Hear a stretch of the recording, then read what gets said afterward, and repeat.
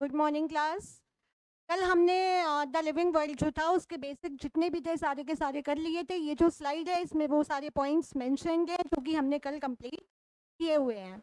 आज की क्लास में हम कोशिश करेंगे कि इस चैप्टर को सम अप करें और साथ में ही हम इससे रिलेटेड कुछ क्वेश्चंस भी लेकर आए हैं जिनको कि हम बैठ के साथ में सॉल्व करेंगे। ठीक है, एक बार जल्दी से नज़र डाल लेते हैं कि कल हमने कौन कौन से पॉइंट्स को देखा हुआ था। What is living, then criterias जिसके आधार पे हमने लिविंग को मॉडिफाई क्लासिफाई किया था। देन हमने प्रॉपर्टीज देखी थी जिसमें हमने डिफाइनिंग और फंडामेंटल प्रॉपर्टीज को देखा था। देन हमने ग्रोथ देखा था जिसमें हमने इंटरनल ग्रोथ एक्सटर्नल ग्रोथ दोनों को स्टडी किया था। इंटरनल ग्रोथ कौन सी हो रही है, जो लिविंग बींग्स के अंदर ही हो रही है। वहीं जो हमारी एक्सटर्नल ग्रोथ है वो हमें नॉन लिविंग थिंग्स में भी देखने को मिल जाएगी। ठीक है, चलिए। उसके बाद में हमने रिप्रोडक्शन का देखा था प्रोसेस। और रिप्रोडक्शन को हमने डिफाइनिंग क्यों नहीं माना था, क्योंकि बहुत सारे ऐसे ऑर्गेनिज्म हैं जो रिप्रोड्यूस नहीं कर सकते हैं, तो इसका मतलब ये नहीं है कि वो लिविंग नहीं है। सिमिलरली मेटाबॉलिज्म का प्रोसेस हमने किया था जिसमें हमने एना और कैटाबॉलिज्म दोनों को कवर किया था। ठीक है, उसके बाद में हमने सेलुलर मेकअप देखा था कि जितने भी लिविंग ऑर्गेनिज्म है ये उनकी डिफाइनिंग फीचर है, ये उनकी डिफाइनिंग प्रॉपर्टी है कि वो सारे के सारे सेल से मिलके बने हुए हैं। उसके बाद में हमने classification, nomenclature, identification, taxonomy, systematics, taxon और टेक्सोनॉमिकल हायरार्की को किया था। अब मैं जल्दी से एक ब्रीफिंग दे देती हूँ कि आज के लेक्चर में हम क्या क्या करने वाले हैं। ठीक है, तो सबसे पहले हम बात करेंगे टेक्सोनॉमिकल हायरार्की। पहले मैं लिख देती हूँ यहाँ पे टू डू लिस्ट। ओके, तो आज हमको ये वाले सारे पॉइंट्स कवर करने हैं। टेक्सोनॉमिक हायरार्की है। टेक्सोनॉमिक हायरार्की कल भी मैंने बताई थी। देखो, पॉइंट वाइज ही आपको याद करनी है। Kingdom and phylum and class, order, family and genus, last में स्पीसीज। तो आज हमको ये जो टेक्सोनॉमिकल हायरार्की हमने बोर्ड पे लिखी हुई है, इसको ही हमको क्या करना है, डिटेल में स्टडी करना है। हम एक एक पर्टिकुलर क्लासिफिकेशन, एक एक रैंक के ऊपर जाएंगे और उसको डिटेल में स्टडी करेंगे और बताएंगे कि प्लांट्स और एनिमल इनमें क्या क्या अलग है और क्या क्या सिमिलर है। फाइलम को बेटा हम प्लांट में बोलेंगे, डिवीजन में। ये पॉइंट कल भी रिपीट मैंने किया था और मैं आज दोबारा से बता देती हूँ। है, तो आज की जो हमारी लिस्ट है उसमें हमको ये हायरार्की कंप्लीट करनी है। इसके साथ में कुछ जो बेसिक नेम्स होते हैं, बेसिक बोटेनिकल नेम्स जो हैं ऑर्गेनिज्म के, जो बेसिक ऑर्गेनिज्म है जो हम डेली लाइफ में देखते हैं, ठीक है, प्लांट्स और एनिमल, गेहूं हो गया, कॉटन हो गया, चाय हो गया, इनका जो बेसिक बोटेनिकल और जूलॉजिकल जो नेम है उनको भी हम एक नज़र में याद करेंगे। ठीक है, तो basic botanical as well as zoological names। Then इस सबको करने के बाद में फाइनली अप्रोक्स 50 क्वेश्चंस हम इस चैप्टर से सॉल्व करेंगे। तैयार हैं आप लोग? चलो, तो आज की क्लास को हम शुरू करते हैं विद अ बैंग। और किससे शुरू करेंगे? स्पीसीज से। ठीक है, क्योंकि स्पीसीज क्या है, real basic unit of classification है लेकिन लोएस्ट है। ठीक है, तो बेटा स्पीसीज, मैंने कल एक पॉइंट आप लोगों को बताया था कि जैसे जैसे हम स्पीसीज से ऊपर जाएंगे जो कॉमन कैरेक्टर्स हैं वो हमको कम मिलना शुरू हो जाएंगे। तो सबसे जो मैक्सिमम नंबर के हमारे कॉमन कैरेक्टर्स हैं वो हमें कहाँ देखने को मिलेंगे? स्पीसीज में। ठीक है, मैं यहाँ पे लिख देती हूँ मैक्सिमम कॉमन कैरेक्टर्स। और real basic unit of classification है, क्या है बेटा? रियल बेसिक, मैं यहाँ पे नोट कर दी, real basic unit of classification.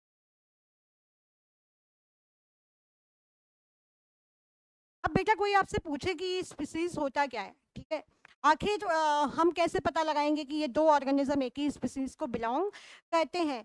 तो बेटा हमेशा याद रखना कि जिन दो ऑर्गेनिज्म में बहुत ज़्यादा सिमिलैरिटी है और सबसे इम्पॉर्टेंट पॉइंट कि वो आपस में ब्रीड कर सकते हैं, यानी कि आपस में रिप्रोडक्शन का प्रोसेस कर सकते हैं, तो ऐसे ऑर्गेनिज्म को हम एक ही स्पीसीज में जाके रखेंगे, ठीक है।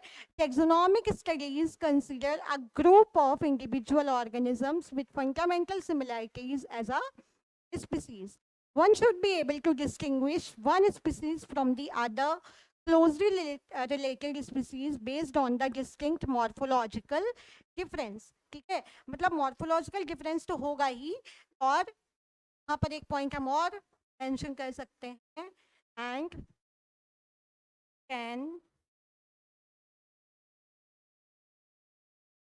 breed. Let us consider Mangifera indica. Beta, Mangifera indica is the botanical name of mango.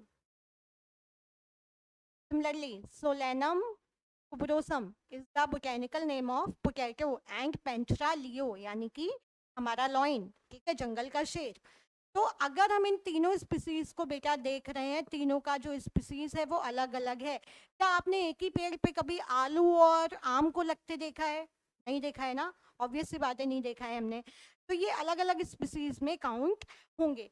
All the three names indica, देखो ये बोटैनिकल नेम है, यानी हम यहाँ से पता लगा सकते हैं कि ये जीनस नेम है और ये वाला जो है ये हमारा स्पीसीज नेम है। तो हेयर हमारा इंडिका, हमारा ट्यूबरोसम और हमारा लियो, ये तीनों जो हैं ये स्पीसीज के नेम है। All the three names indica, tuberosum and Leo represent the specific epithet, ठीक है। बाकी जो हमारे मेंजिफेरा, सोलेनम और जो पेंटरा हैं ये हमारे जीनस को रिप्रेजेंट कर रहे हैं। तो आई होप स्पीसीज का मतलब आप सबको क्लियर होगा। मैक्सिमम कॉमन कैरेक्टर्स आपको यहाँ देखने को मिलेंगे, लोएस्ट रैंक ऑफ क्लासिफिकेशन है, और में वो ऑर्गेनिज्म आएंगे जिनकी मॉर्फोलॉजिकल सिमिलैरिटीज हैं, साथ ही साथ में वो आपस में इंटरब्रीड कर सकते हैं। हमने 3 एग्जाम्पल लेके इसको स्टडी किया, मेंजिफेरा इंडिका, पेंथेरा लियो और साथ ही साथ में सोलेनम ट्यूबरोसम। देन स्पीसीज के बाद में जीनस आना चाहिए। ओके, जीनस वाला पार्ट मिसिंग, चलो मैं इसको नोट कर दे। जीनस comprises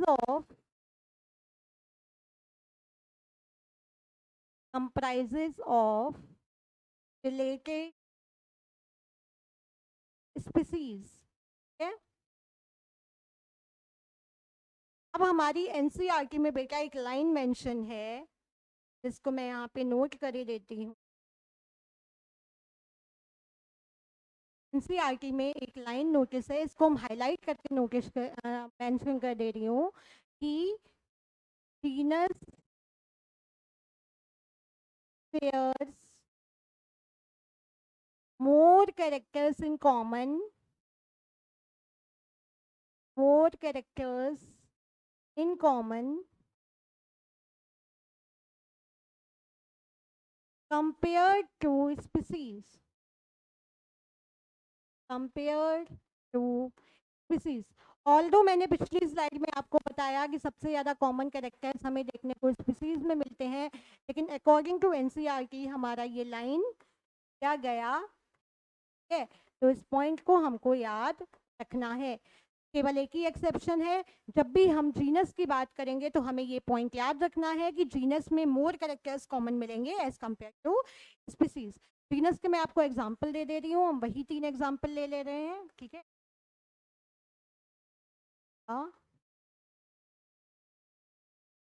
इंडिका को हम सेपरेटली अंडरलाइन करेंगे। दूसरा हम लेंगे पेंथेरा, तो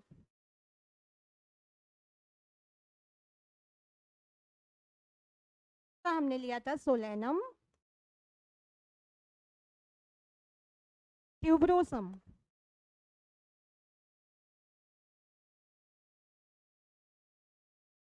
तो बेटा यहाँ पे ये तीनों जो हो गए ये हमारे हो गए स्पीसीज नेम,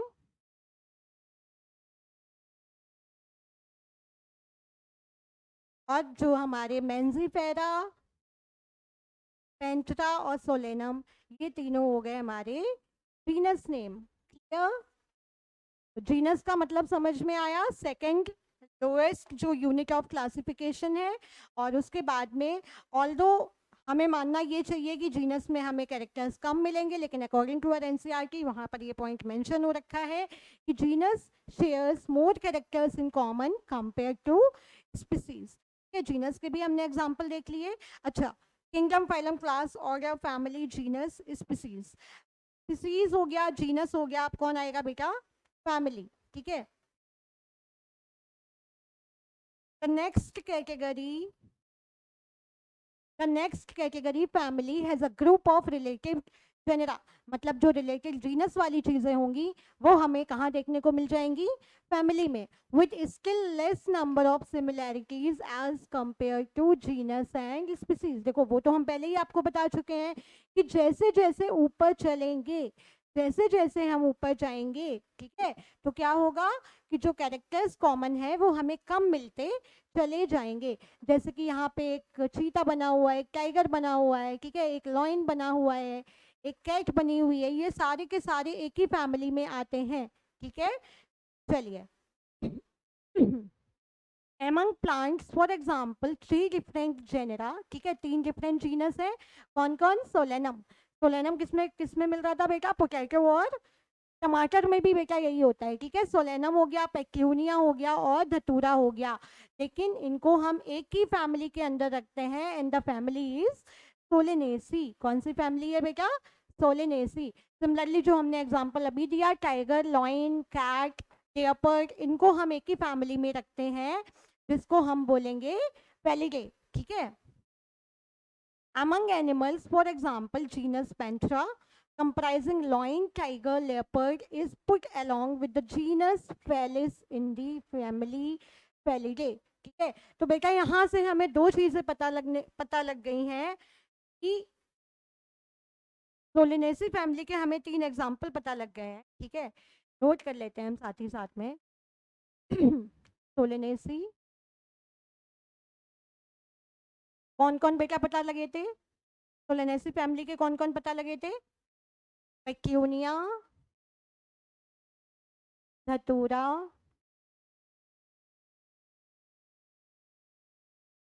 आलू है और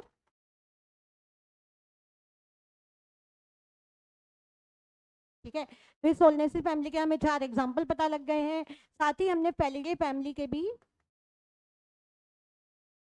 एग्जाम्पल देख लिए थे, जिसमें हमारा लेपर्ड आ रहा था, हमारा टाइगर आ रहा था, हमारा चीता आ रहा था और कैट्स भी आ रही थी। तो आई गेस अब आपको फैमिली का मतलब समझ में आया होगा। तो बेसिकली फैमिली क्या है? जीनस के ऊपर वाला कैटेगरी है, यानी कि the rank just above genus. और यहाँ पर हमें क्या मिलेंगे? The group of, the comprised group of related genera. ठीक है, और अगर हम सिमिलैरिटीज की बात करेंगे तो जीनस और स्पीसीज के कंपैरिजन में यहाँ पर सिमिलैरिटी जो है वो कम हो जाएंगी। हमने देखा कि जो अलग अलग जीनस के ऑर्गेनिज्म हैं उनको हम एक ही फैमिली के अंदर रख रहे हैं। ठीक है, similarly, if you observe the features of a cat and a dog, you will find some similarities and some differences as well.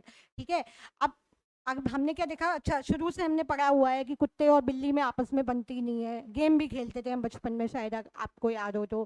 ठीक है, तो यहाँ पे क्या है कि अगर हम एक डॉग और एक कैट को ऑब्जर्व करेंगे तो हम देखेंगे कि उनके बीच में कुछ सिमिलैरिटीज भी हैं, कुछ सिमिलैरिटीज भी हैं और साथ ही साथ में कुछ डिफरेंसेस भी हैं। ठीक है, तो जब डिफरेंसेस है तो इनको हमने एक अलग अलग फैमिली में रखा। फेलिडी हो गई कैट वाली फैमिली और डॉग वाली फैमिली को हम बोलेंगे कैनिडी। बेटा इसमें ऑपोजिट चलता है, हमेशा याद रखना। मैं भी मतलब जब पढ़ती थी 8th 9th में थी तो मैं भी कंफ्यूज होती थी। मैं कैनिडी को कैट की फैमिली मानती थी और फेलिडी को डॉग की, लेकिन इसमें कंफ्यूज आपको नहीं होना है। ठीक है, फेलिडी जो है वो कैट्स की फैमिली है और कैनिडी जो है वो डॉग की फैमिली है। ठीक है, अच्छा, एक और चीज मैं आपको बताती हूँ कि जो फैमिली वाला अपना रैंक है यहाँ पे आपको हमेशा लास्ट में देखने को मिल जाएगा। ठीक है,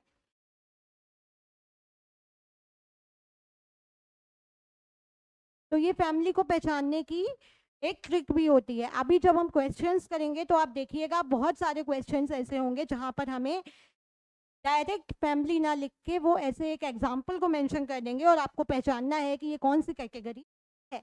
ठीक है, तो इसको भी याद रखना है। चलिए आगे बढ़ते हैं। देन हमारा आता है ऑर्डर। अब सीधी सी बात है कि जो कैरेक्टर्स कॉमन होंगे वो फिर से कम हो जाएंगे। Order will comprise of related families, मतलब जो रिलेटेड फैमिलीज है उनको हम एक ऑर्डर के अंदर रख सकते हैं। फॉर एग्जांपल प्राइमेटा जो ऑर्डर है उसमें मंकी, चिंपैंजी, गोरिल्ला, गिबॉन इन सबको भी रख सकते हैं।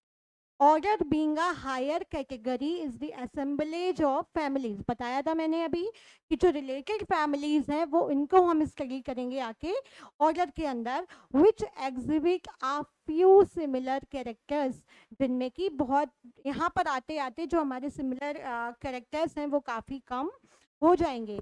The similar characters are less in number as compare to different genera included in a family, मतलब फैमिली से भी यहाँ पे जो कैरेक्टर्स कॉमन है वो कम हो गए। ठीक है, फैमिली,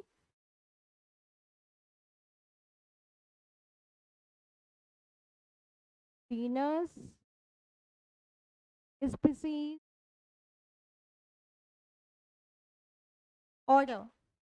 तो जैसे जैसे हम ऑर्डर की तरफ आए हमारे जो कैरेक्टर्स हैं वो कम होते चले गए। ठीक है, तो यहाँ पर आके हमें जो कॉमन कैरेक्टर्स हैं वो और कम मिलेंगे। एक यहाँ पे एग्जांपल दिया गया है, plant family like Convallaceae, Solanaceae are included in order Polynomials। जो हमने प्लांट की फैमिलीज स्टडी की थी अभी, Solanaceae और दूसरी जो है Convallaceae, इन दोनों को हम एक ही ऑर्डर में स्टडी करते हैं और उस ऑर्डर को हमने नाम दिया है Polemoniales, mainly based on the floral characters. Floral characters के ऊपर हम डिटेल में चर्चा करेंगे, हमारे चैप्टर में ये टॉपिक है। The animal order Carnivora includes family like Felidae and Canidae।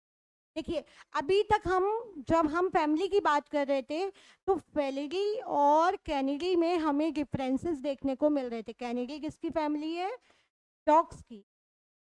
Sorry, Felidae किसकी फैमिली है? Cats, leopard etcetera. अब इनको हम एक ही ऑर्डर में स्टडी करेंगे, उस ऑर्डर को हमने नाम दिया कार्निवोरा। तो क्लियर हुआ ये पॉइंट बेटा? मतलब जो ऑर्डर है इसमें हम रिलेटेड जो फैमिलीज हैं उनको स्टडी करेंगे। Kingdom, phylum, class. अब तीसरी कैटेगरी अपनी कौन सी बची है? क्लास। ठीक है, अब हम आ गए क्लास पे। This category includes related orders.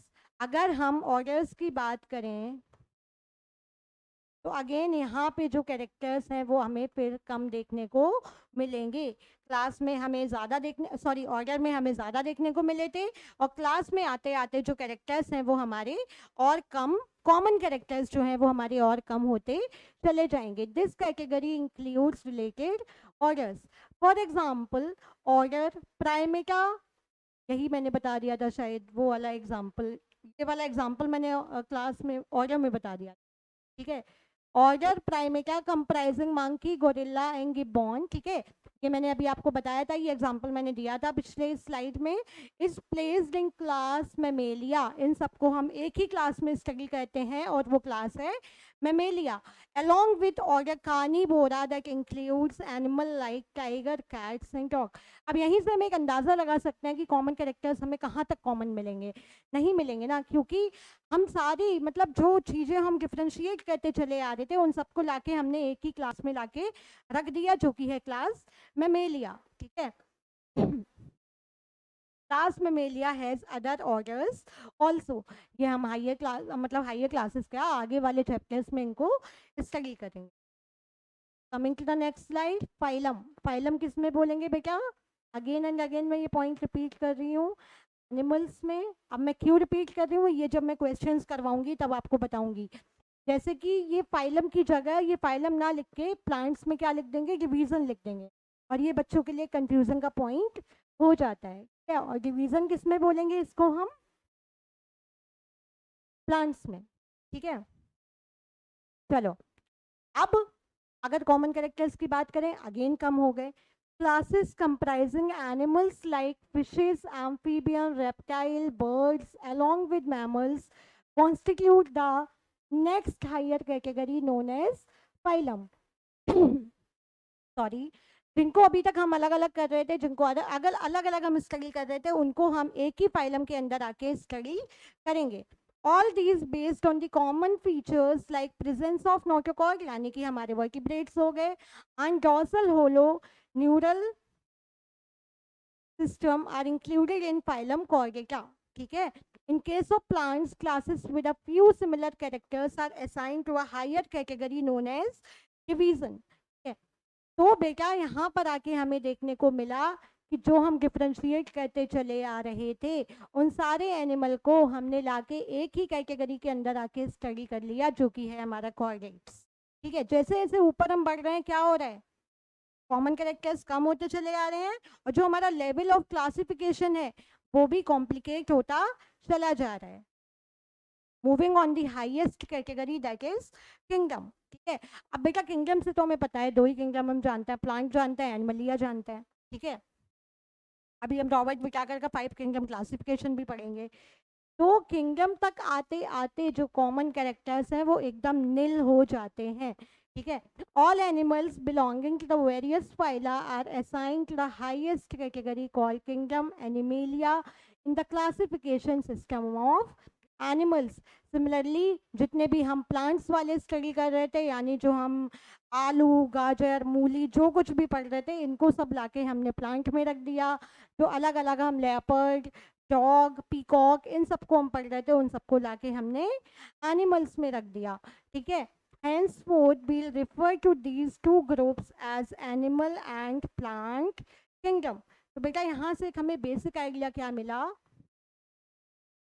देखिए कुछ की पॉइंट्स हैं, कुछ की पॉइंट्स हैं जिनको हम नोट करेंगे। सबसे पहला क्या, genus shares more character in common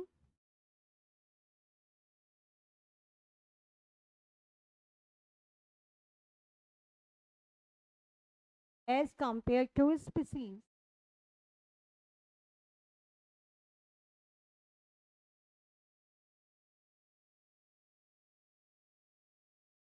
second point हमने क्या देखा, as we move from species to kingdom,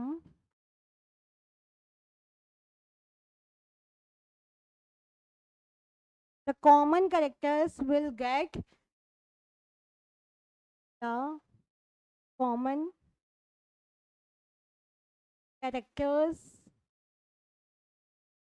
will get less.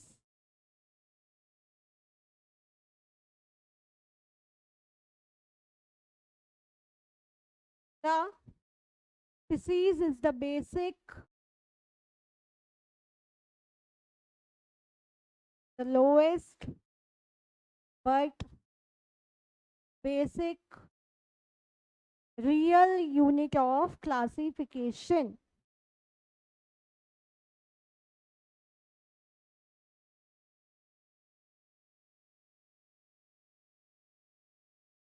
ठीक है। और last but not the least, kingdom acquires the highest rank, highest rank. अब वो वाला पॉइंट तो मुझे मेंशन करने की ज़रूरत अब नहीं है, मैं बहुत बार बता चुकी हूँ कि फाइलम को ही प्लांट्स में हम डिवीजन बोलेंगे और एनिमल्स में फाइलम बोलेंगे। अब जल्दी से हम नज़र डाल लेते हैं कुछ कॉमन ऑर्गेनिज्म की और उनके बोटैनिकल और जूलॉजिकल नेम की, ठीक है। यहाँ से बहुत बार बेटा क्वेश्चन आ जाता है, कभी मैच दी फॉलोइंग में आ जाता है, कभी फिल इन द ब्लैंक्स में आ जाता है, कभी किसी की फैमिली के बारे में पूछ देते हैं, कभी किसी के ऑर्डर के बारे में पूछ देते हैं। तो इस वाले पेज को हम डिटेल में करने वाले है, क्लियर है पेज, इमेज क्लियर है। चलिए सबसे पहला जो एग्जाम्पल बेटा हम लेंगे वो लेंगे ह्यूमंस का। ह्यूमन का साइंटिफिक नेम होता है होमो सैपियंस। क्या है? Homo sapiens. अब यहाँ पे जीनस नेम कौन है? होमो। जीनस नेम कौन है बेटा? होमो। स्पीसीज नेम कौन है? सेपियंस। ठीक है, होमो सेपियंस। यहाँ पर हमारा जीनस नेम हो गया होमो और सेपियंस जो हो गया वो हमारा स्पीसीज नेम हो गया। इनकी अगर हम फैमिली की बात करेंगे तो ह्यूमंस की फैमिली है होमिनिडे। ऑर्डर कौन है? प्राइमेटा। क्लास कौन है? मेमेलिया। और फाइलम कौन है? Vertebrata. And then finally kingdom कौन है? एनिमेलिया। ठीक है, ह्यूमन क्लियर हुआ? बोलो एक बार मेरे साथ, ह्यूमन का साइंटिफिक नेम क्या है? Homo sapiens sapiens. Then genus name क्या है? होमो। स्पीसीज नेम क्या है? सेपियंस। फैमिली कौन है? होमिनिडे। ऑर्डर कौन है? प्राइमेटा। क्लास कौन है? मेमेलिया। एंड देन फाइलम कौन है? वर्टिब्रेटा। और किंगडम कौन है? एनिमेलिया। क्लियर हुआ? ह्यूमन याद हुआ? चलिए अब वहीं हम आते हैं हाउस फ्लाई। हाउस फ्लाई से तो मैंने काफ़ी बार क्वेश्चंस देखे हैं, प्रैक्टिस में भी देखे हैं, और साथ ही साथ में नीट में शुरुआत में, मतलब शुरुआती दौर का मतलब है 2000 पहले, 2005 से पहले पहले काफ़ी बार ये क्वेश्चन आया भी है, अभी भी आ जाते हैं। ठीक है, तो इसको देखना है। हाउस फ्लाई का साइंटिफिक नेम है मस्का डोमेस्टिका। क्या है? मस्का डोमेस्टिका। यहाँ मस्का क्या है बेटा? जीनस नेम है, और डोमेस्टिका क्या है? हमारा स्पीसीज नेम है। इनकी फैमिली है मस्किले। देन ऑर्डर है डिप्टेरा, यानी कि इंसेक्ट वाला। ठीक है, क्लास कौन सा है? इंसेक्टा। देन फाइलम कौन है? आर्थ्रोपोडा। और किंगडम है एनिमेलिया। चलो एक बार रिवाइज कर लेते हैं। हाउस फ्लाई यानी कि जो कॉमन हाउस फ्लाई हमारे घर में जो मक्खी उड़ती है, उसका साइंटिफिक नेम है क्या? मस्का डोमेस्टिका। स्पीसीज नेम कौन सा है? डोमेस्टिका। जीनस नेम कौन सा है? मस्का। ठीक है, फैमिली कौन सी है? मस्किले। ऑर्डर कौन है? डिप्टेरा। देन क्लास कौन है? इंसेक्टा। फाइलम कौन है? Arthropoda. And then finally kingdom कौन है? एनिमेलिया। तीसरे में हम देखते हैं मैंगो का एग्जाम्पल। ठीक है, मैंगो का एग्जाम्पल एनसीईआरटी में काफ़ी अच्छे से दे रखा है, यहाँ से भी आपके क्वेश्चन बन जाते हैं। मैंगो का साइंटिफिक नेम है Mangifera indica. Mangifera is the genus name, indica is the species name. इनकी फैमिली है एनारकेडेसी। देन इनकी ऑर्डर है सेपिंडल्स। देन इनका क्लास है डाइकोटिलेडने। और इनका फाइलम है एंजियोस्पर्मी। और किंगडम है प्लांटे। ठीक है, तो mango, mangifera indica, mangifera is the genus name और indica is the species name. Anacardiaceae is the family, then Sapindales is the order, class is Dicotyledonei यानी कि 2 सीड्स वाला खुलने वाला। ठीक है, और फाइलम जो है वो है एंजियोस्पर्मी और किंगडम है प्लांटे। चौथे में हम बात करेंगे गेहूं की। किसकी बात करेंगे बेटा? गेहूं। Scientific name is triticum aestivum. क्या है? Triticum aestivum. Triticum is the genus name, aestivum is the species name. ठीक है, then poaceae is the family, poales is the order, monocotyledonae is the class, angiospermae is the phylum and plantae जो है इसका kingdom है। Clear हुआ? Triticum aestivum, Triticum जो है ये क्या है? जीनस नेम है। एस्टाइवम क्या है? स्पीसीज नेम है। उसकी फैमिली क्या है? पोएसी है। ऑर्डर क्या है? पोएल्स है। देन क्लास कौन है? मोनोकोटिलेडनी है। एंड देन फाइलम, सो इसमें फाइलम नहीं बोलेंगे बेटा, इसमें हम क्या बोलेंगे? डिवीजन। डिवीजन कौन है? एंजियोस्पर्मी है। और किंगडम कौन सा है? प्लांटे है। अब हम देखेंगे अर्थवॉर्म। पहले हमारे सिलेबस में था, अब नहीं है। ठीक है, अर्थवॉर्म का साइंटिफिक नेम है फेरेटीमा पोस्ट्यूमा। फेरेटीमा पोस्ट्यूमा। फेरेटीमा यहाँ पर क्या है? जीनस नेम है। पोस्ट्यूमा क्या है? स्पीसीज नेम है। इनकी फैमिली कौन है? मेगास्क्लोडी। देन इनका ऑर्डर कौन है? ऑपिस्थोफोरा। और ओलिगोकाइटा जो है इनका क्लास है। देन एनिलिडा इनकी जो डिवीजन, इनका फाइलम है। और एनिमेलिया किंगडम में ये बिलोंग करते हैं। पूरा याद नहीं भी होता है तो साइंटिफिक नेम याद करिए, जीनस स्पीसीज नेम याद करिए, इनका क्लास याद करिए, इनका फाइलम याद करिए, और साथ ही साथ में किंगडम तो हमें पता ही है। देन हम आते हैं कॉकरोच पे। Cockroach is periplaneta americana. Cockroach is periplaneta americana. Periplaneta again genus हो गया और अमेरिकाना जो हमारा हो गया स्पीसीज नेम हो गया। ठीक है। अच्छा, यहाँ पे गलतियां हैं, आप पकड़ पा रहे हैं कि नहीं? ये जितने भी स्पीसीज नेम है यहाँ पे कैपिटल में लिखे हुए हैं, इनको हमें स्मॉल में करना है। ठीक है।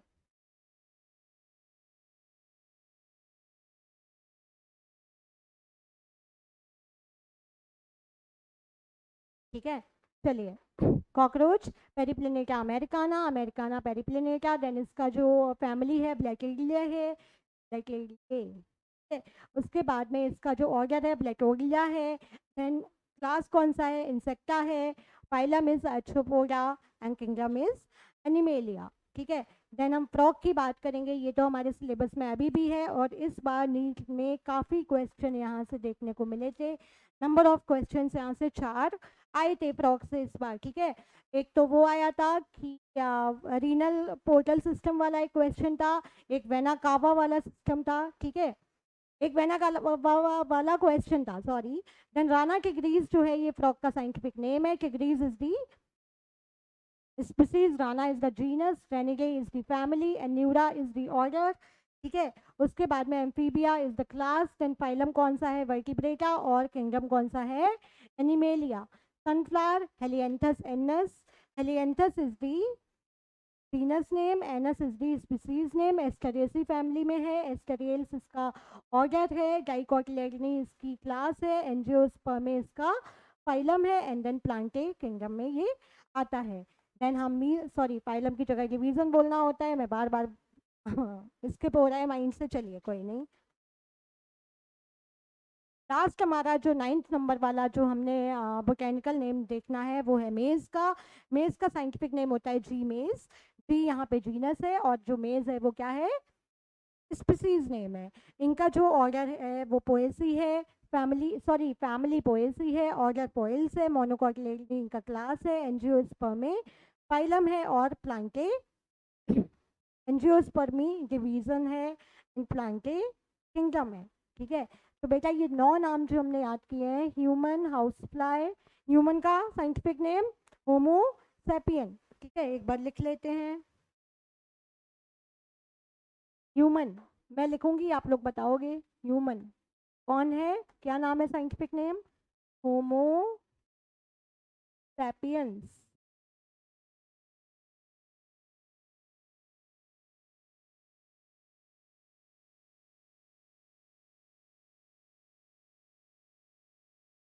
ठीक है।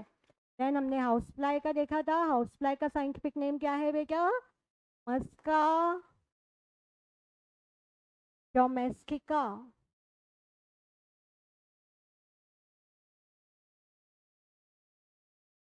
फ्रॉग देखा था हमने, फ्रॉग का नाम क्या था? Raina tigrina.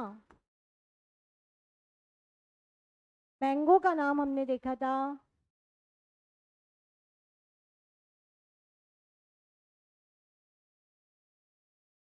Mangifera indica.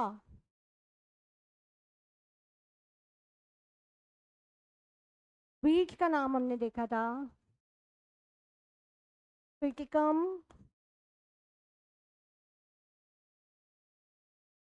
एस्टाइवम।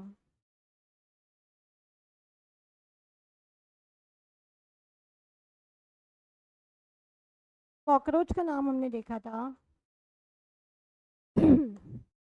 Periplaneta Americana.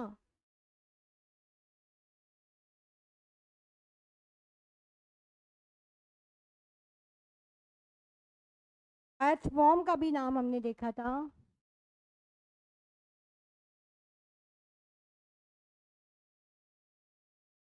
Pheretima पोस्ट्यूमा।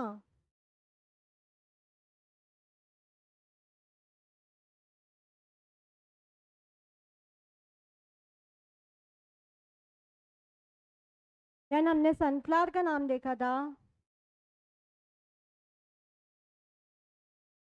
Canthus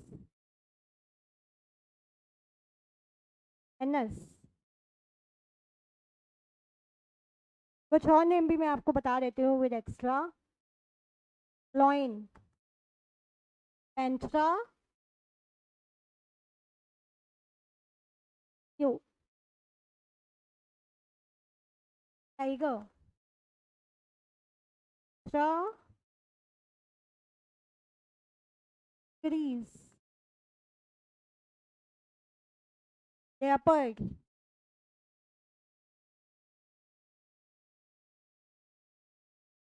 पेंट्रा,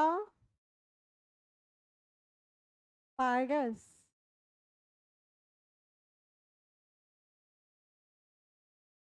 तो ये कुछ कॉमन नेम है, ठीक है, जो हमको याद करने हैं। पी का मैं यहाँ पे और लिख देती हूँ, पी का भी हमें काम आएगा आगे चल के।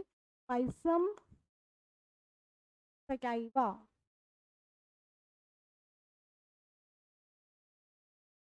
पीकॉक का भी लिख देती हूँ। कॉक, पेवो, क्रिस्टेट।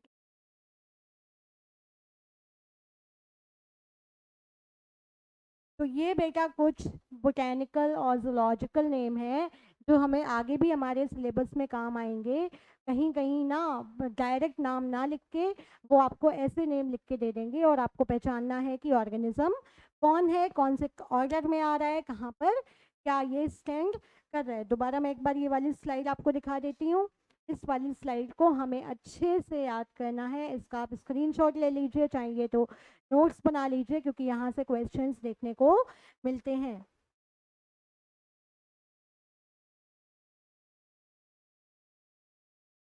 चलिए, तैयार हैं आप लोग? अब हम लोग करेंगे कुछ क्वेश्चंस।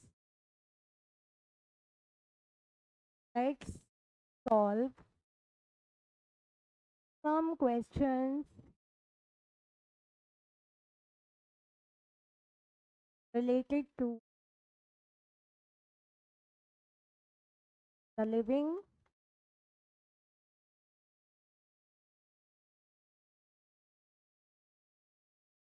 वर्ल्ड।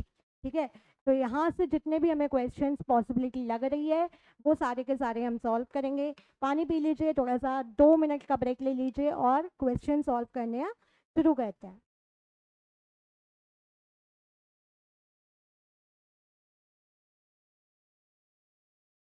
शुरू करें? चलिए, पेन और पेपर लेके रेडी हो जाइए। यहाँ पर अच्छा कुछ एक्स्ट्रा पॉइंट दिखेगा, अगर कोई क्वेश्चन मुझे ऐसा दिखेगा जो पॉइंट स्किप हो गया है तो उसको भी हम कवर अप कर लेंगे। तो पहला क्वेश्चन है हमारा, क्वेश्चन नंबर 1। आज मैं आपको सॉल्व करने की कुछ ट्रिक्स भी बताऊंगी। जैसे मान लो कोई क्वेश्चन है वो आपको नहीं आता है, ठीक है, तो उसमें परेशान होने की ज़रूरत नहीं है। उसको एलिमिनेशन वाले ऑप्शन से आप करने का देखिए, ठीक है। कोशिश करिए कि कौन से ऑप्शंस को हम एलिमिनेट कर सकते हैं, वहां से आप उसको सॉल्व करने की कोशिश करिए। तो पहला क्वेश्चन है, plants are self conscious as they can respond to. ठीक है, कॉन्शियसनेस की प्रॉपर्टी के बारे में ये क्वेश्चन पूछा गया है। यहाँ पे प्लांट से बहकावे के लिए लिख दिया गया है। यहाँ पे पूछा गया है कि प्लांट जो है ये सेल्फ कॉन्शियस है, क्योंकि वो किस किस के लिए रिस्पॉन्ड कर सकते हैं। देखो, पॉल्यूटेंट आपको पता होना चाहिए, लाइकन जो है वो पॉल्यूशन का इंडिकेटर होता है, यानी कि वो कुछ ना कुछ तो एक्टिविटी कर ही रहे हैं ना, तभी तो वो उसके क्या है, इंडिकेटर है। तो यहाँ पे पॉल्यूटेंट वाला ऑप्शन हम इसको कंसिडर करेंगे। टेम्परेचर, ऑब्वियस सी बात है, प्लांट्स जो है ये टेम्परेचर को रिस्पॉन्ड करते हैं। आप ये जो नॉर्मल जो हाउस वाले प्लांट्स होते हैं, जो जिनको हम डेकोरेशन के पर्पस में यूज़ करते हैं, आप इनको एग्जैक्ट सनलाइट में जाके रख दीजिए, आप देखेंगे सारी पत्तियां वगैरह सब बर्बाद होने लगता है, ठीक है, सब जलने लगती हैं। तो ऑब्वियसली वो भी एक क्या है, रिस्पॉन्डी तो है। देन अदर ऑर्गेनिजम्स, उनको भी ये रिस्पॉन्ड करते हैं। जैसे आपने देखा होगा कि आम के पेड़ पे हमेशा छींटे कुछ लगे रहते हैं, वो क्या है, वो एक प्रिवेंशन मेथड भी है, जिससे कि वो उनको जानबूझ के वहाँ पे, मतलब प्लांट्स ऑब्वियसली जानबूझ के नहीं रख रहे हैं, लेकिन जो फार्मर्स है वो उनको जानबूझ के वहाँ पर रख रहे हैं, जिससे कि कोई भी उनको हार्म ना पहुँचा पाए। तो अगर हम तीनों ऑप्शन कंसिडर कर रहे हैं तो इसका बेटा आंसर हमारा जाएगा all of the. All of,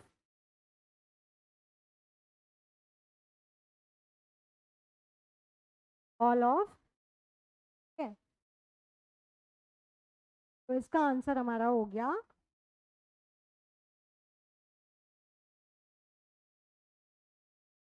all of. Moving on the next question. Fungi multiply and spread easily due to gas they produce. ठीक है, ये मैं आपको बता भी दे रही हूँ कि फंजाई जो है बेटा ये हमेशा इजीली स्प्रेडेबल होती हैं। क्यों होती हैं? क्योंकि ये बहुत ज़्यादा स्पोर्स प्रोड्यूस करती है। देखिए फ्रेगमेंटेड पार्ट्स बिल्कुल गलत ऑप्शन है। माइसीलियम, बर्ड्स, ऐसा हमने कुछ स्टडी किया नहीं है। फिलहाल इसमें एसेक्सुअल रिप्रोडक्शन में ही फंजाई का नाम आया था। तो अगर हम इस चैप्टर से क्वेश्चन सॉल्व कर रहे हैं तो इसका पहले का दूसरे का आंसर हमारा हो जाएगा स्पोर्स। क्या हो जाएगा?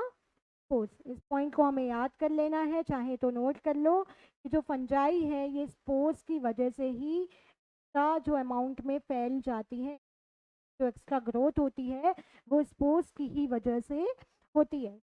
विच of the following is a defining features of life form. ठीक है, क्लियरली यहाँ पे बेटा पूछा गया है डिफाइनिंग फीचर, यानी कि ऐसा फीचर जहाँ पर कोई भी एक्सेप्शन नहीं है। देखिए ग्रोथ को तो हम बिल्कुल नहीं मानेंगे, ग्रोथ तो हट गया, ग्रोथ तो हट गया। कॉन्शियसनेस 8% है, सेलुलर ऑर्गेनाइजेशन 100% है। तो यहाँ पर बेटा हम जाएंगे ऑप्शन नंबर डी के साथ में, जो कि है both A and B. Clear बेटा? कोई समस्या इन तीनों क्वेश्चंस में? पहला all of these D option के साथ में जाएगा, सेकंड वाले का ऑप्शन नंबर ए होगा और थर्ड वाले का ऑप्शन नंबर 4 यानी कि बोथ ए एंड बी। चलिए अब हम आते हैं क्वेश्चन नंबर 4 पे। Select the incorrect statement. बेटा हमें क्या इसमें फाइंड करना है कि इनकरेक्ट स्टेटमेंट कौन सा है। पहला स्टेटमेंट बोल रहा है to replace lost cell, cell division occurs in the tissues of animals. बिल्कुल सही बात है, जो लॉस्ट सेल्स हमारे हो जाते हैं उनके लिए क्या होगा कि हमारे जो टिश्यूज होंगे उनमें सेल डिवीजन हो जाएगा। Increase in mass and increase in number of individuals are twin characteristics of growth. ये बात भी सही है। ने देखा था ग्रोथ की डेफिनेशन में, ग्रोथ की जो डेफिनेशन दी गई है उसके according growth is anything in which we can observe increase in mass as well as increase in the number of individuals. तो ये पॉइंट भी एकदम सही लिखा हुआ है। तीसरा पॉइंट जो दिया गया है growth is a defining property, बिल्कुल गलत हो गया बेटा। अगर यहाँ पे इंटरनल ग्रोथ होता तो एक बार हम कंसीडर कर भी सकते थे, लेकिन यहाँ पे सीधा सीधा ग्रोथ को ही डिफाइनिंग प्रॉपर्टी इन्होंने मान लिया है। तो ये ऑप्शन एकदम गलत है और हमें इनकरेक्टली फाइंड करना था। चलो चौथा वाला स्टेटमेंट भी हम देख लेते हैं। Fungi and filamentous algae multiply by fragmentation. बिल्कुल सही बात है। जब हम चैप्टर 2 में इनके रिप्रोडक्शन की बात करेंगे तो हम देखेंगे जो हमारी फिलामेंटस एल्गी हैं और जो हमारी फंजाई हैं वो फ्रेगमेंटेशन के थ्रू रिप्रोडक्शन का प्रोसेस करते हैं। तो बेटा फोर्थ का आंसर हो गया option number C. Option number C which is growth is a defining property of living organism, जो कि नहीं है। ठीक है, अब हम आते हैं क्वेश्चन नंबर 5 पे। विच of the following holds true regarding consciousness. Consciousness यानी कि जो हम अपने एनवायरनमेंट को सेंस करने की प्रॉपर्टी है हमारी, उसके रिगार्डिंग कौन सा इनमें से सत्य है। ठीक है, all organisms are aware of themselves होते हैं, only few living organisms can handle chemicals entering their bodies. अभी इस ऑप्शन को हम छोड़ देते हैं थोड़ी देर के लिए। Prokaryotes do not respond to environmental cues. ये तो गलत है, वो भी कहते हैं सारे लिविंग ऑर्गेनिज्म करेंगे क्योंकि उसमें कोई भी एक्सेप्शन नहीं था, ये डिफाइनिंग प्रॉपर्टी है। Human beings are self conscious organism, बिल्कुल सही बात है। ठीक है,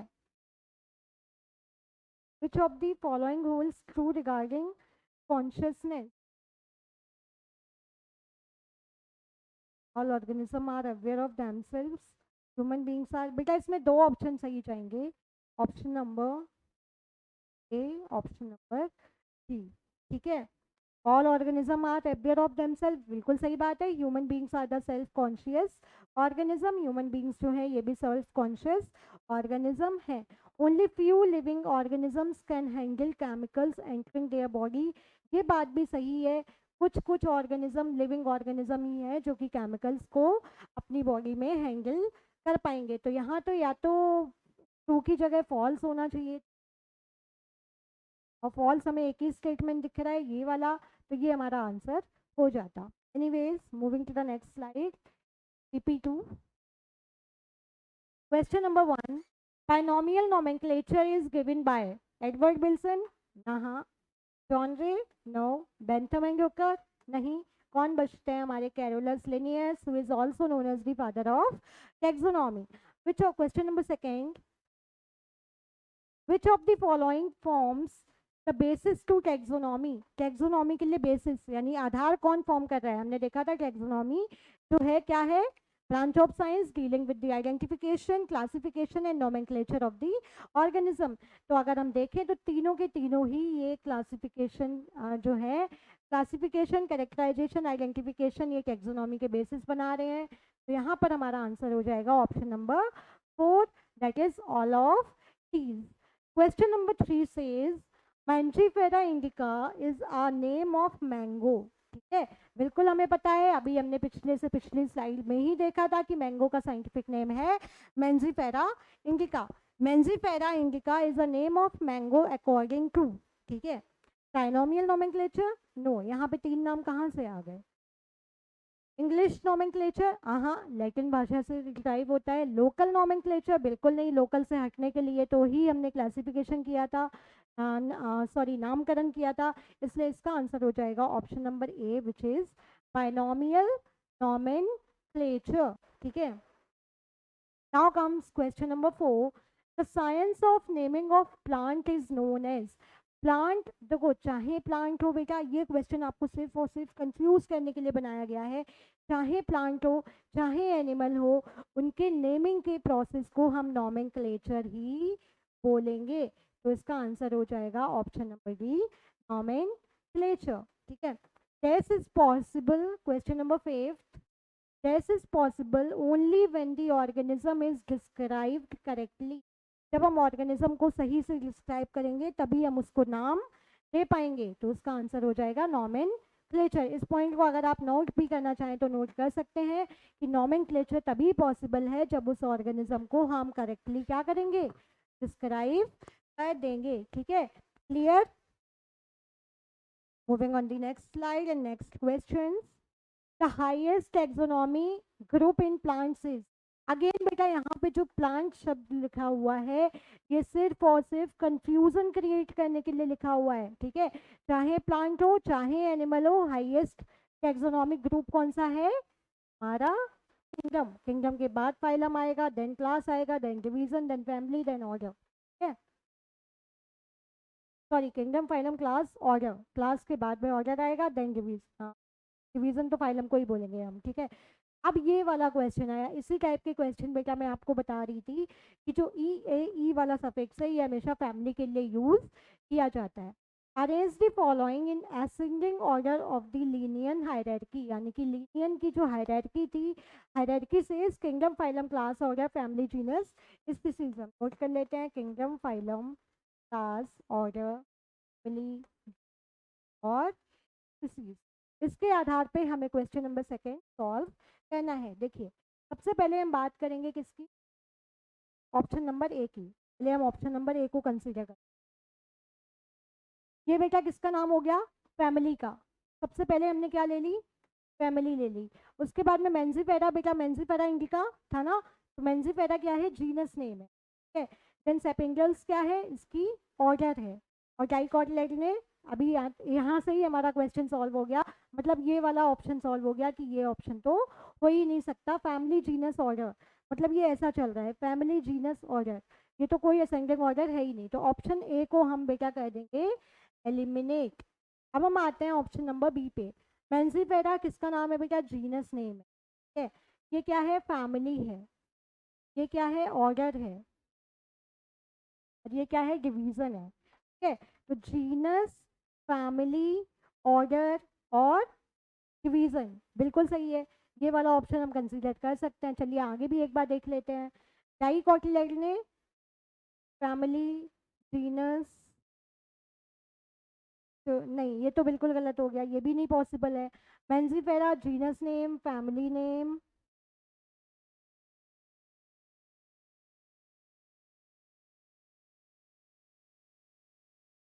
जीनस फैमिली क्लास ऑर्डर। तो बेटा इसके ऑप्शन के अकॉर्डिंग हमारा फोर्थ वाला ऑप्शन आ जाएगा, ठीक है। लेकिन जीनस क्लास ऑर्डर ये गलत हो जाएगा, ये कैसे हो सकता है, फैमिली तो बाद में आ रहा है यहाँ। तो ऑप्शन नंबर जो बी है ये हमारा करेक्ट आंसर है। तो इसका आंसर हो गया option number B. Question number 3 पे मूव ऑन करते हैं। The common characters between tomato and potato will be maximum at the level of, ठीक है। टोमेटो और पोटैटो जो है बेटा ये सेम जीनस को बिलोंग करते हैं, कहाँ करेंगे, सेम जीनस को बिलोंग करेंगे। यानी कि अगर हम इनमें देखें तो सबसे ज़्यादा सिमिलैरिटीज जो है वो जीनस लेवल पे होंगी, ठीक है। Question number 4, in our taxonomic hierarchy the number of common characters will decrease as we go from, ये पूछा गया है कि टैक्सोनॉमिकल हायरार्की में जो हमारे कॉमन कैरेक्टर्स हैं वो कम होते चले जाएंगे जैसे जैसे हम कहाँ से कहाँ जाएंगे, ठीक है। तो कॉमन कैरेक्टर्स कम कब होंगे, जब हम स्पीसीज से चलेंगे, ठीक है। क्लास टू ऑर्डर गलत है, क्लास टू ऑर्डर गलत है। स्पीसीज टू किंगडम बिल्कुल सही है। जीनस टू स्पीसीज, हाँ। किंगडम टू स्पीसीज नहीं। तो इसका आंसर हो जाएगा ऑप्शन नंबर बी। क्लियर। ऐसे ही हमें अगर इस टाइप के क्वेश्चन आते हैं हमें पहले हायरार्की लिख लेनी है, हमें दिमाग में एक बार उसको अच्छे से इवेल्युएट करना है एंड देन हमें कोई भी कंक्लूजन पर पहुंचना है। अब हम आते हैं क्वेश्चन नंबर 5 पर। In the system of classification which one of the following is not a category? Kingdom is the category, species is the category, genus is the category, angiospermy is not the category. As this is the answer. ठीक है, clear. ये वाला slide भी clear हुआ, आगे move on करते हैं। अब हम यहाँ से देखेंगे व्हाट इज लिविंग। कुछ क्वेश्चन, 6-7 क्वेश्चन यहाँ। Choose an appropriate option to complete the given statement. In higher plant, growth take place by dash throughout their lifespan. देखिए, budding is the form of reproduction. Spore formation is the form of asexual reproduction. Budding is also the form of asexual reproduction. यहाँ reproduction की बात नहीं हो रही है, यहाँ growth की बात हो रही है। तो growth में बेटा हमेशा ही cell division का role होता है। Clear? Question number 2. Reproduction is not an all-inclusive defining characteristic of living organism. Which animals justify this statement? बेटा कल ही मैंने बताया था जो हमारी वर्कर बी और हमारे जो म्यूल्स होते हैं यानी कि जो हमारे खच्चर होते हैं वो रिप्रोड्यूस नहीं करते हैं। हाइड्रा बर्डिंग के थ्रू करेगा, अमीबा बाइनरी फिजन करेगा, प्लेनेरिया रीजनरेशन करेगा, लेकिन म्यूल नहीं करता। देन ऑप्शन नंबर सी आता है हमारा म्यूल एंड वर्कर बी, और ये दोनों ही रिप्रोड्यूस नहीं कर सकते हैं। इनफर्टाइल ह्यूमन कपल भी रिप्रोड्यूस नहीं करते हैं, लेकिन सिंस दोनों ट्विन कैरेक्टर पूछे, ट्विन में पूछा गया है, हम दोनों को ही काउंट करेंगे, लेकिन पंजाए तो रिप्रोड्यूस कर सकती है। तो इसका आंसर हमारा हो जाएगा option number C. Clear, mule and worker B.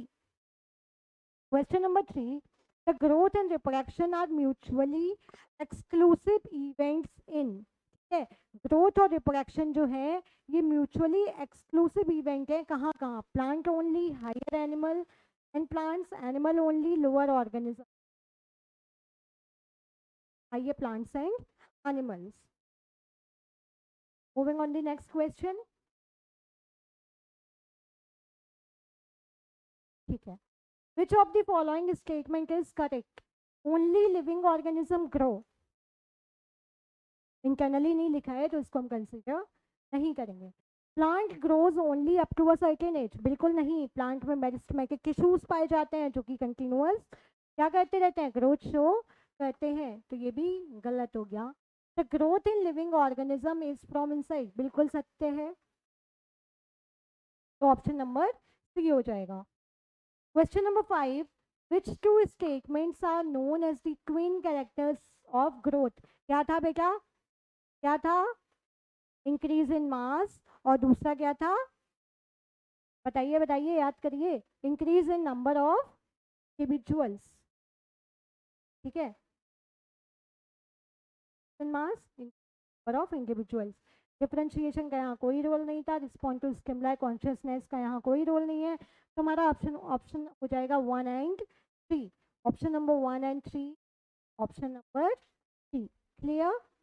अब हम आते हैं क्वेश्चन नंबर 6 पे। The important feature of a living organism is to utilize oxygen to generate energy, बिल्कुल सही है। रेप्लिकेट द जेनेटिक इंफॉर्मेशन, सही है। जब तक ये नहीं होगा तब तक वेरिएशंस नहीं पॉसिबल होंगे। प्रोड्यूस गैमेट्स, गैमेट भी प्रोड्यूस करना है, लेकिन सारे लिविंग सिस्टम्स जो हैं वो गैमेट प्रोड्यूस नहीं करते हैं, कुछ एसेक्सुअली भी रिप्रोड्यूस करते हैं और कुछ ऑक्सीजन को भी इस्तेमाल नहीं करेंगे। तो इसमें हमारा आंसर हो जाएगा replicate the genetic information.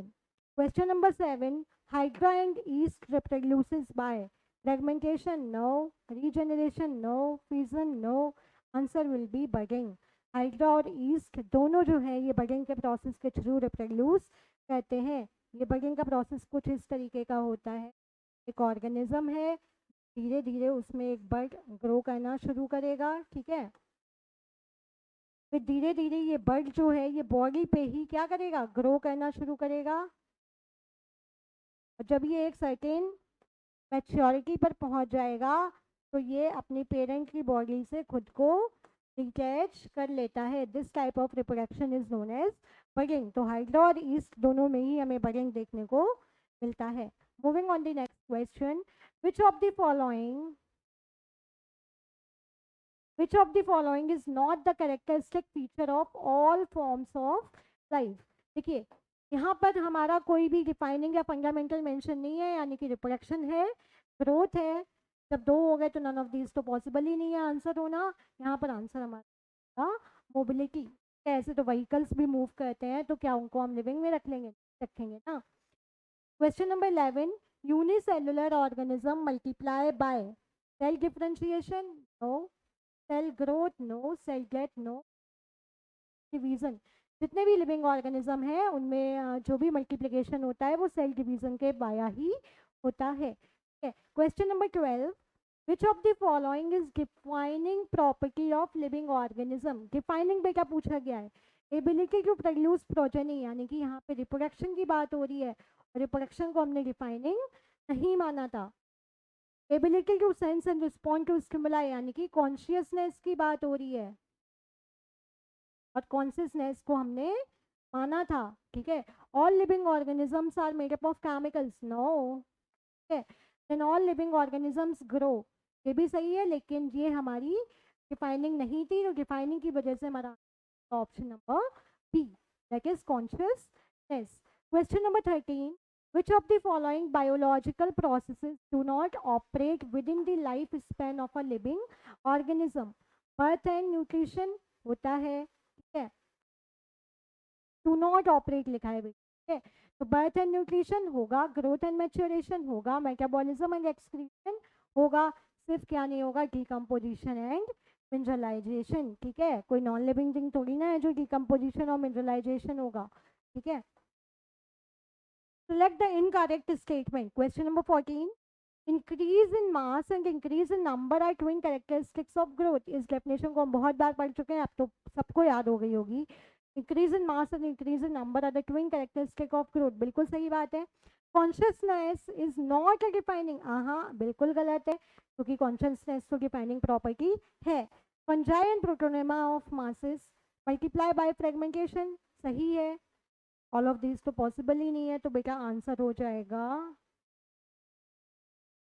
Option number B.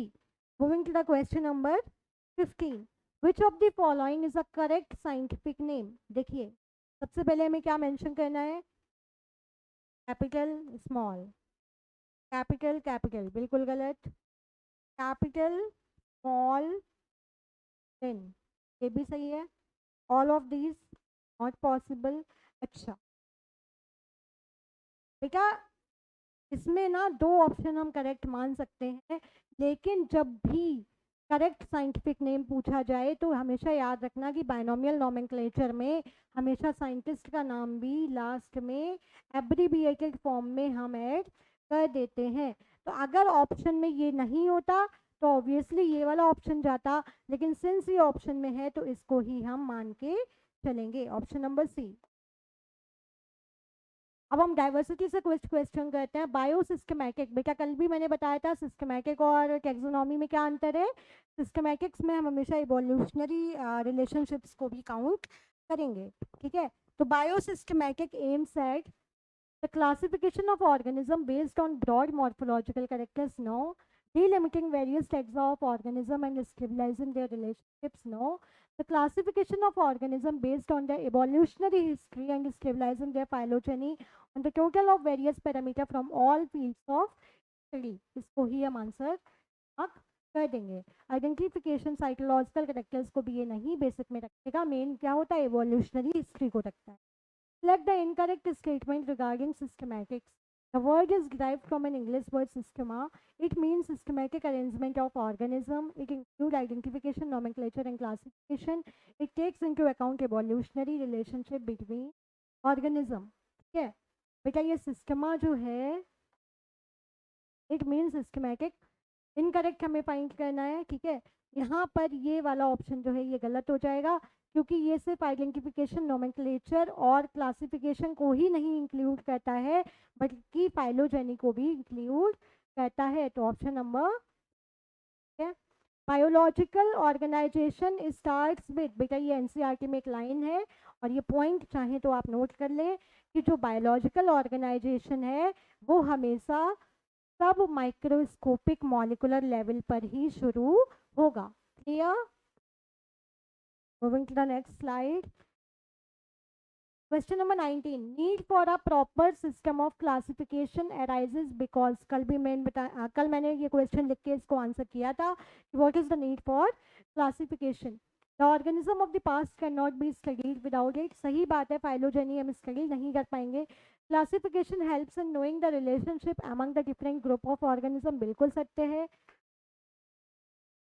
It is not possible to study every organism, time taking हो जाएगा, इसलिए हो जाएगा all of these. Question number 20, which of the following is against the rule of ICBN, international code for botanical nomenclature. ठीक है, again ये यहाँ पे आपको सिर्फ और सिर्फ मिसगाइड करने के लिए लिखा हुआ है। यहाँ पे केवल क्वेश्चन जो है उसका मेन मोटो है आपसे रूल्स ऑफ नॉमेनक्लेचर जानना। Hand written scientific name should be underlined, यहाँ पे बेटा सेपरेटली वर्ड में से क्या, every species should have a generic name and a specific epithet. Every species should have a generic name and a species epithet. Scientific names are in Latin and should be italicized. Generic and specific name should be written starting with the small letter. Okay, तो यही वाला जो option हो गया ये गलत हो गया। जेनेरिक और जो स्पीसीज नेम्स हैं ये इनको हमेशा जेनस नेम जो है वो कैपिटल से होगा, स्लॉक में होगा, और ये वाला है स्मॉल में होगा, ठीक है। तो दोनों को हम स्मॉल लेटर से नहीं लिखते हैं। The systematic arrangement of taxa is known as key, no. Genealogy, no. Taxonomy is the branch of science dealing with the identification, classification and nomenclature, no. तो basically this is known as hierarchy. कौन सी hierarchy है? Kingdom, phylum, class, order, family, genus, species.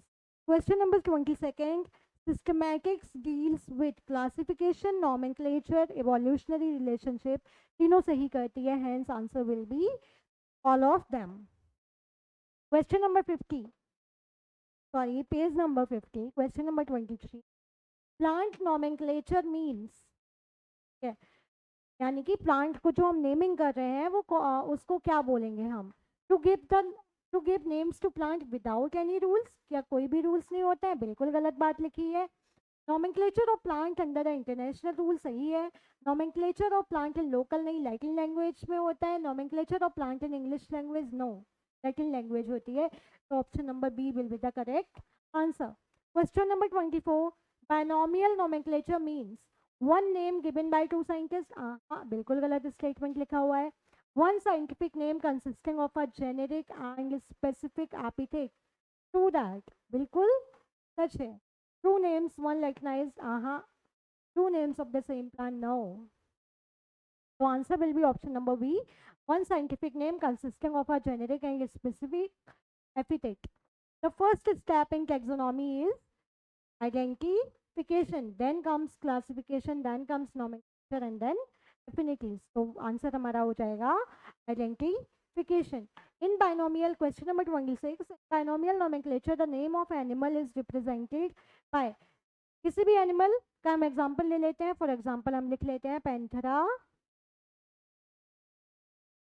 लियो. ठीक है, किसी भी exam animal. Again यहाँ पे जो एनिमल शब्द लिखा हुआ है बेटा, ये आपको मिसगाइड करने के लिए, मिसलीड करने के लिए लिखा हुआ है, तो इससे आपको कंफ्यूज नहीं होना है. पैंथरा लियो अगर एक नाम है, हमने किसी एनिमल का नाम ले लिया जो कि लाइन का साइंटिफिक नेम है, तो यहाँ पे बेटा ये क्या है, जीनस नेम है, और ये क्या है, स्पीसीज नेम है. तो family and genus, no, not at all. Genus and species, true that. Genus and variation, no. Order and family, no. So the answer will be option number B.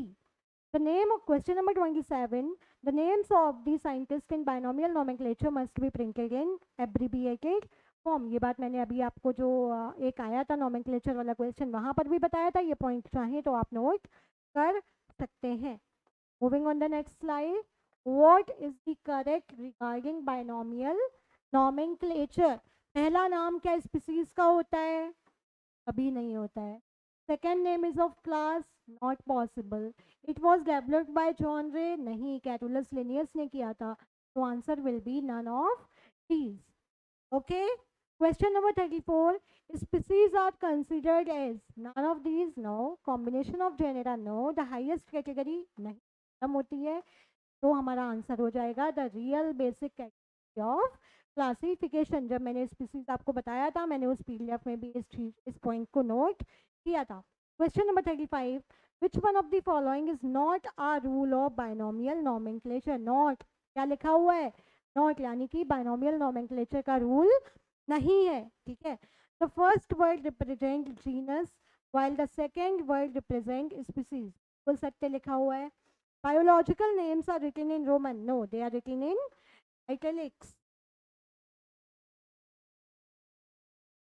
Both, sorry, both words in a biological name are italicized. Yeah, true that. A specific epithet of biological name starts with a small letter. बिल्कुल सही है. तो सिर्फ एक ही option है जो यहाँ पे हमें नहीं मिल रहा है, that is रोमन वाला. ठीक है, तो क्वेश्चन नंबर 35 का answer option number B. Moving to the next slide, taxonomic categories. Which taxonomic category comprises of group of related species? इन हम लिख लेते हैं kingdom, phylum, class, order, species. Species, genus comprises of the group of related species. So answer will be option number A, that is genus. Question number 37, which taxonomic category shows maximum number of common characters? Species. बेटा अगर यहाँ पे genus option होता तो answer हमारा होता option genus. How is taxa different from taxon? ठीक है, taxon is a singular, taxa is a plural. ठीक है, how is taxa different from taxon? The singular of taxon, नहीं, द प्लूरल ऑफ टैक्सॉन. बिल्कुल सही है, ऑप्शन नंबर बी. ये सब तो बिल्कुल फालतू का लिखा हुआ है. Question number 39.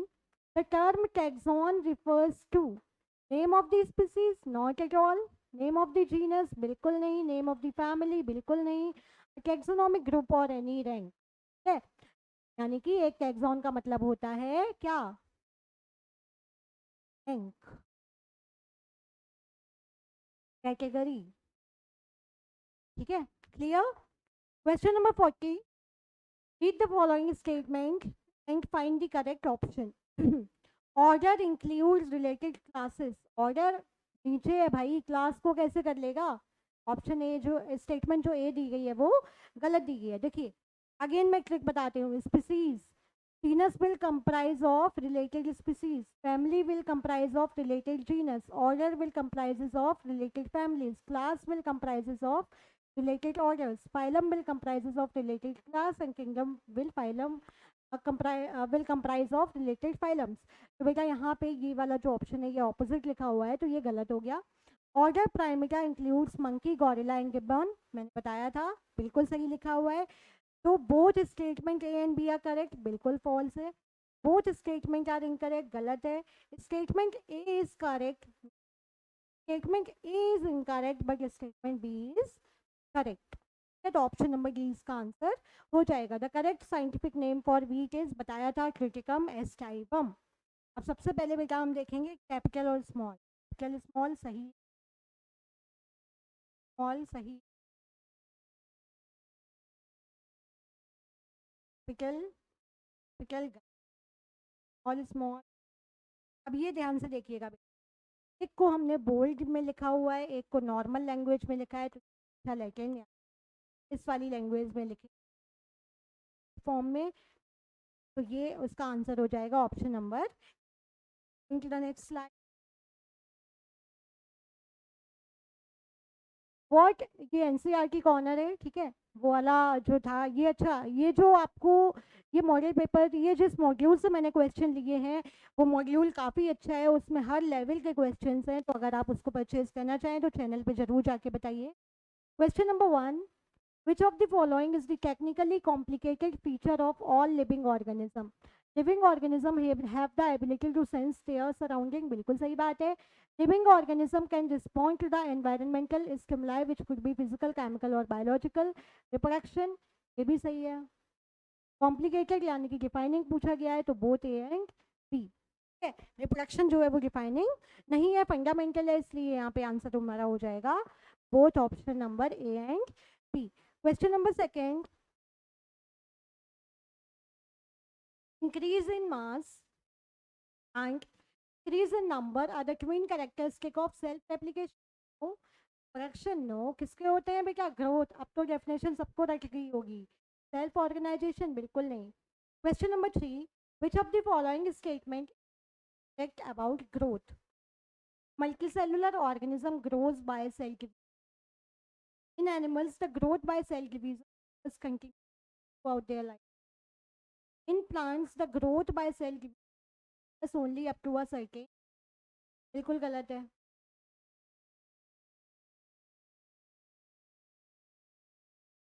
प्लांट में सर्टेन नहीं,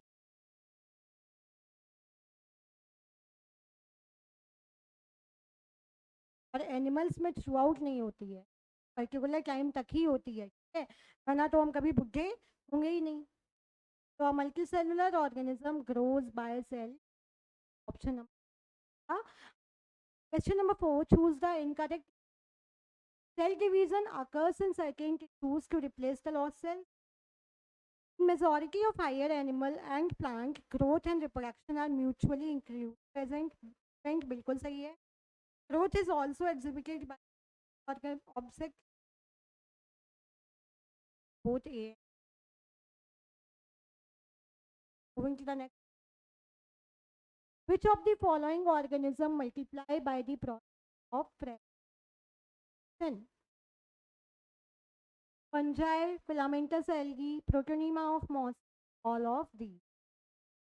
ये क्वेश्चन अभी आप इस अभी फिलहाल के लिए इस क्वेश्चन पे आप ज़्यादा जोर मत दीजिए, साइंस को स्टडी करेंगे तब जाके हम इस क्वेश्चन को अच्छे से बता पाएंगे. अभी के लिए आप when it comes to unicellular organism, unicellular or amoeba, production is synonymous with self replication. बेटा लोग हमेशा अपने को सेल्फ और मोस्टली बाइनरी फिजन के थ्रू. फिजन पता है ना सबको, suppose that this is a, क्या करेगा बेटा, टेस्ट जो है ये डिवाइस दो बन जाएगा, कम है ये दो हो जाता है तो हम बोलते हैं binary. Which of the following cannot reproduce? Worker bees cannot reproduce. बिल्कुल सही है. Reproduce protein. Reproduce both A and possible. Answer will be option number A. Question number 9. Which of the following statement that organism does not grow?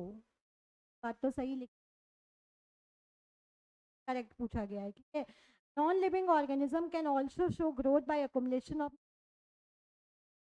In living organism growth is from inside, बिल्कुल सच है. Some non living objects are capable of reproduction. भाई सम नहीं, all.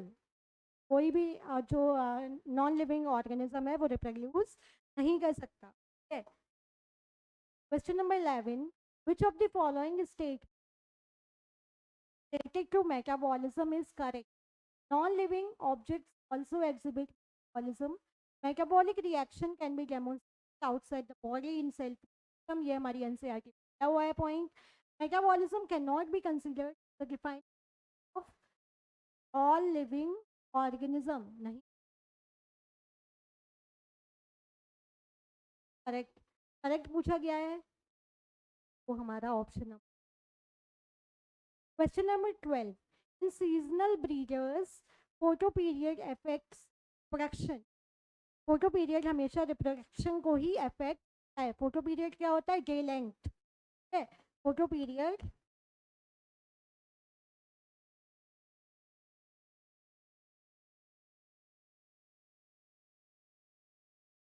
तो ये हमेशा जो reproduction की प्रॉपर्टी है इसको अफेक्ट करेगा।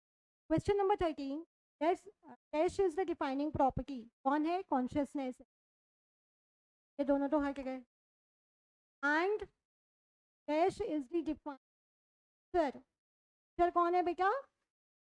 प्रोडक्शन। तो आंसर हमारा हो जाएगा consciousness production. Diversity in the living world, the systematics and monumental forms brought in out necessity of some of identity all of. Question number 14, the system. Question number 15, which of the following is the correct definition? It refers to collectively describe an organism based on its features. This grouping of organism into categorization to this classification of living organism. It refers to the standardization of the naming of living organism. Same name all over the. Question number 16. Given below are two. Statement 1. For identification of all living organism, they must. For identification of all living organism. Statement 2. Nomenclature of living organism is dependent on. ये तो सही है बेटा, ये गलत है। Identification पहली step होती है। तो statement 1 is incorrect, is correct.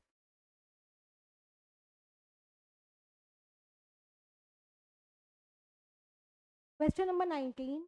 We are able to easily recognize groups such as plant or animals or dogs. Example of.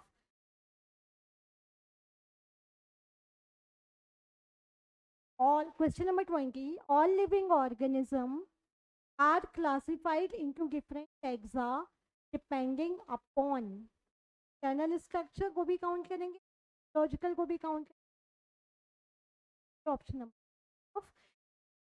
Question number 21. The process of classification is called.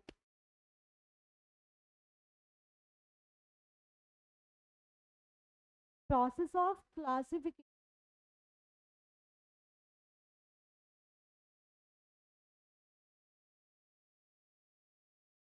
Question को काट. Question number 22. Studying the development process, ecological information of organism forms the basis of. Ecological है, sorry. Question number 23.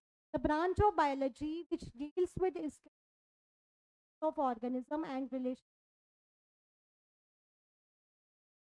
Schema refers to system of organism. Scope of is could identify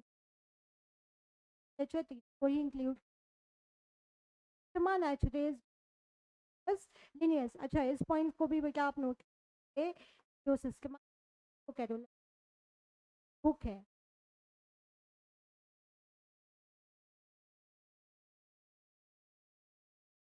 दो question और choose the incorrect. The unit of classification is called the rank. Category denotes rank. सही. Group represent करके करिए।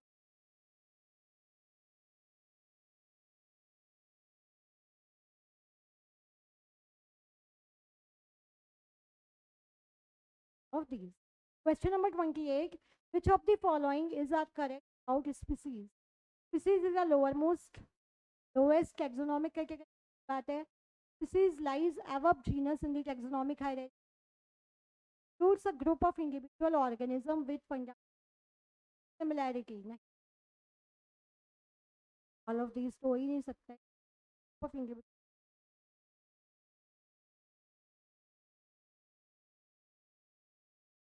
अब थोड़ी ना नीचे हो. Option number. इसी के साथ में हमने लगभग आज 50 क्वेश्चंस को कंप्लीट और पूरा आज जो हमारा चैप्टर नंबर 1 है दैट इज लिविंग वर्ल्ड आज वो कंप्लीट हो चुका है. कल से हम शुरू करेंगे chapter number 2 that is biological classification और इसको विद क्वेश्चन हमने कंप्लीट कर लिया है.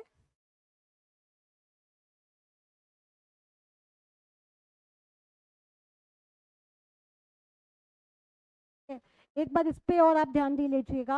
ये वाला जो पेज है इसमें आपको साइंटिफिक जो नेम्स है फैमिलीज है यहाँ से अक्सर आपको क्वेश्चंस देखने को मिल जाते हैं तो ये आपको ध्यान रखना है. ठीक है. उसके बाद में आज की जो हमारी लिस्ट थी जो हमको कंप्लीट करनी थी वो थी ये टैक्सोनॉमिक हायरार्की हो चुका है. किंगडम डिवीजन फाइलम सब कुछ हो चुका है. Order family genus species basic botanical zoological name 50 questions with answers सारा का सारा आज हमारा कंप्लीट हो चुका है. ठीक है.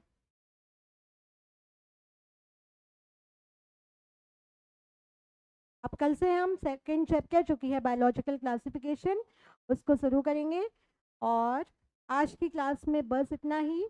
और अभी थोड़ा सा ब्रेक टाइम होगा और ब्रेक के बाद फिजिक्स और केमिस्ट्री की क्लासेस होंगी.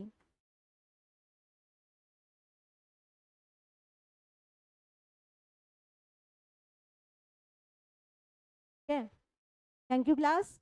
और कल टाइम पर आ जाइएगा क्योंकि कल वाला जो चैप्टर हम करने वाले हैं वो काफ़ी इम्पोर्टेंट है और वो बेसिस ऑफ बायोलॉजी भी है तो वो आपको याद करना है और अच्छे से क्लास अटेंड करनी है. साथ ही साथ में आपको नोट्स भी बनाने हैं. Thank you.